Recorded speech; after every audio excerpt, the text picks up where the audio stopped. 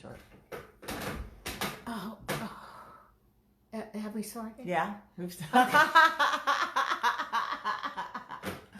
Good morning. Good morning, everybody. I was going to go get another cushion so I could look a little taller, but we already started. We started, so just think tall. I'll think short. We've got it together. Wait, there I am. We could always lower the thing. No? What? Hi, Yvonne. This is our clean start. This is our clear, clean start. Anyway, this is Monday morning with Merle and Patti, where we talk all things relationships, all things love. Merle Singer over here is the relationship miracle worker. Find a love and or fix a love is her motto, and it only takes one. And I'm your neighborhood good witch, psychic medium. Again, we both work with people privately, but this is our Monday morning thing. So join us every Monday at 11 a.m. Pacific, 2 p.m. Eastern, and everything else in the middle, because I can't do the math. But what are we talking about today? Today we're talking about when death leaves a hole in your heart. So when somebody you really care about has died, and how you handle that. And Patti, you're the perfect person, you know. We talk all things relationship, and just because somebody dies doesn't mean that you don't have a relationship with them. And I'll say it from, I'm not the psychic, I'll say it from whatever the opposite of psychic is. And you can say it from the sense of you still can talk to them, they can talk to you. Yeah, and again, since I've been talking to the other side since I was a toddler, you can communicate. You just have to change your relationship with them. Instead of they're your dead friend or your dead lover or your dead parent, it's your spirit lover, your spirit friend, your spirit parent.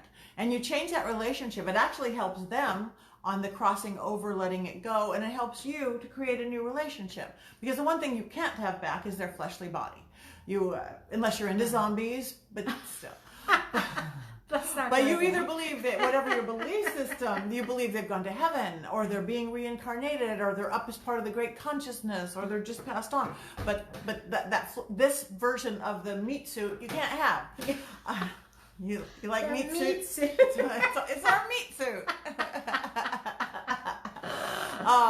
But you can have conversations with them, and they will, honestly, besides the psychological part of it, they really will be there for you. But that still gets us through this life, because now we have to be in this life without them, and it's hard, or it can be hard, because death is much harder on the living than the deceased. They're usually really fine moving on. I'm actually going through that a little bit right now. My husband's, one of his oldest and best friends in the world just passed a few days ago from cancer. And it's really hard because he lost another best friend just a couple of years ago. And, you know, it is a hole in your heart. That was beautifully put by Merle. It's a hole. The important thing to know, I think, is that you can't sew up the hole. It's going to always be there. But it doesn't mean that you don't have the rest of your heart. It doesn't mean that you have to be in mourning all the time, the rest of your time. It doesn't mean that every time you laugh that you're being disrespectful.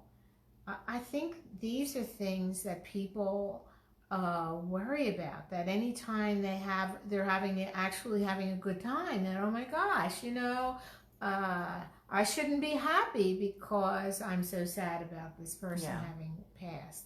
And that really isn't the case. No guilt to have. That person, believe me, I'm sure wants you to go on with your life, wants you to be happy. And so often we put those guilt things on ourselves, like I need to suffer now because they're dead. And it can hold your career back. It can hold everything back for you. And that's, if you're going to be in, what did you say, a meat suit, then go all the way and have your career, whatever it is that you're interested in and doing, find someone to love. My mother used to talk about my Uncle Mo had a heart as big as a hotel. So I spoke to my mother about this. I said, well, if you have a heart as big as a hotel, what happens when you used up all the rooms? And which sounds logical for a kid, right? Never mind, I was 35. No. And my mother said, one of her nice things, she said, the wonderful thing about love is that the more you give, the more you have to give. So by loving another person, by loving more, you're creating more in yourself to have to give. You'll never run out. Yeah. I run out of love. Yeah. Okay, if Donna Mason says, I've learned to deal with life without Dad, who was the biggest, brightest light in my life. He would fight giants for me, and having to do that myself without Dad just made me stronger. See, that's a perfect way to look at it. Because we could go into victim mode, poor me, my dad took care of everything, and then you could have a much more miserable life. Now you could have a beautiful, strong, joyous life. Thank you, Donna. And that's what your father wanted. That's why he fought all those dragons for you, to give you the time to get the strength and ability to do it yourself. That's yes. it. Good. Hey, Christina, you spent the weekend with Sheena. Yes, Sheena was in Dallas or Louisville, and we will be joining her again in just a couple of months on Halloween. Yes. So I hope you had a great time, Christina, and we will see you soon. Yes. For anybody anywhere near Dallas, Fort Worth area, we will be there Halloween through November 3rd. Yes. Doing what we do, doing workshops, galleries. We're going to add, since it is Halloween, a little paranormal bent to it, a little ghost hunt, and of course a seance and a gallery. Right. And then our beautiful wisdom. Or whatever it is. So awesome, Christina. That is so awesome. Anybody that has relationship questions or anything that don't get answered before October, come and see us. Come and see us, wherever you are. Actually, the Dallas area is really easy to get to because it's like a hub city for a lot. So it's not a very expensive city to get to from almost anywhere. It's kind of in the middle of the country. So come join us. So anyway, so yeah, the whole of the heart. And that's true for, from your spouse to your parent to your puppy and your kitty. Yeah, absolutely. Absolutely. And just knowing it's okay to grieve, and it's okay to let go of the grief.